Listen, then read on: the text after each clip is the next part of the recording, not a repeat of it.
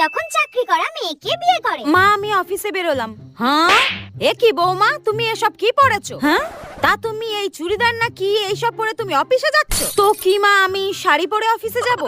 শোনো বৌমা, এই অফিসে না কোথায় যাচ্ছ এটার জন্য অনুমতি দিয়েছি মানে এই নয় তুমি যা ইচ্ছা তাই পরে সেখানে যাবে। নতুন বিয়ে হয়েছে তো নাকি? মা নতুন বিয়ে হয়েছে তো কি হয়েছে? আর তাছাড়া আপনার ছেলেকে তো আমি বলেইছিলাম বিয়ের আগে যে আমি বিয়ের পর সমস্ত ধরনের ড্রেস পরবো, আর তাতে তো আপনার ছেলে বারণও করেন। হ্যাঁ ইভেন আমাকে বলেছিল আপনিও কোনো বাধা দেবেন না, তো এখন এত কথা হচ্ছে কেন? শোনো বৌমা, অফিসে যাওয়ার জন্য অনুমতি দিয়েছিলাম, অন্য কোথাও না। অফিসে গেলে তো টাকা আসবে তার জন্য।